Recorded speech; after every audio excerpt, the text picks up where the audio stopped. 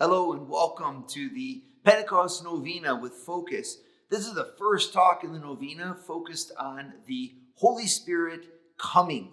Come, Holy Spirit. My name is Father Nathan. I'm the president of the St. John Institute and Eagle Eye Ministries. So happy to present for you today. This first invocation of the Holy Spirit is the most important of them all, because by it, we open the doors of our life to the influence of God.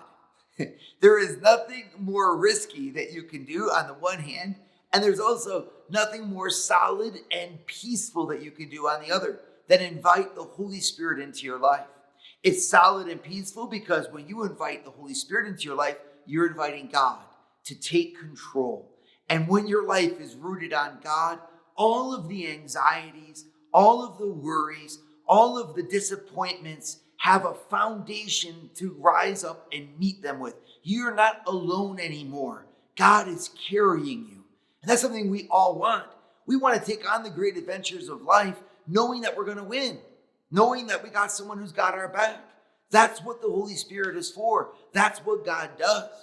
But on the other hand, there's nothing riskier that you can do in this sense, that when you give control over to God, you let the Holy Spirit blow, He's going to open your life to new vistas, to new horizons, to new hope.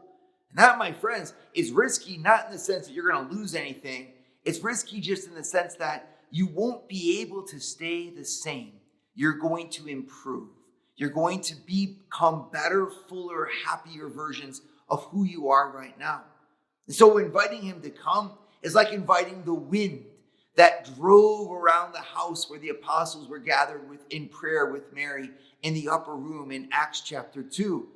And that wind that changes, the breath of God, ruah, right? That's the Hebrew word for wind or breath. It's the same word, as if that the wind that blows is the breath of God that fills the sails of our boat and pushes us forward to the new horizons of our life. God comes as a driving wind because He wants our lives to be lifted up.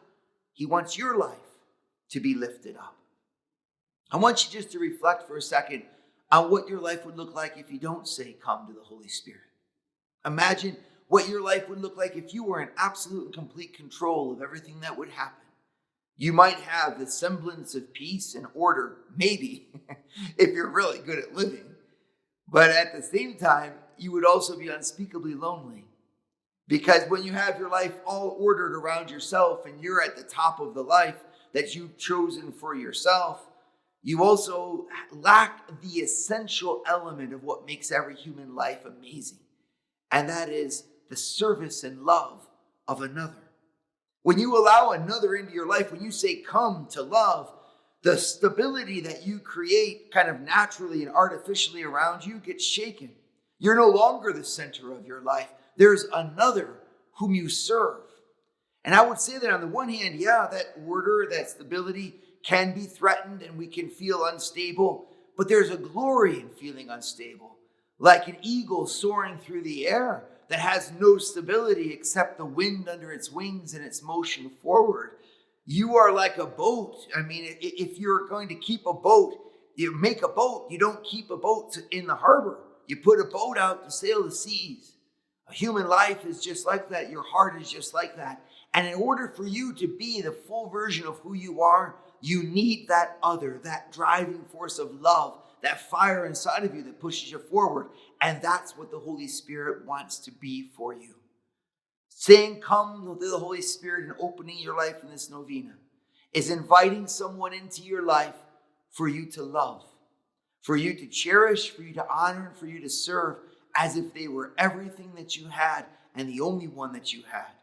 And when you have the Holy Spirit as your God and the source of your life lifting you up to the Father in the Son, you have a life that's beyond compare, and a joy and a knowledge and a peace of God nothing can ever compete with. I want you to have that. I want you to say, come to that driving wind. Let the old go. Let the old ways go. Don't be afraid to open the doors of your heart to that wind of God who will lift you up, make you happier, and will give you the confidence in the true peace that you long for. Dare something great for Christ. Dare something great in your life. Don't be content with mediocrity when you could say, come to the fire and the wind of God himself.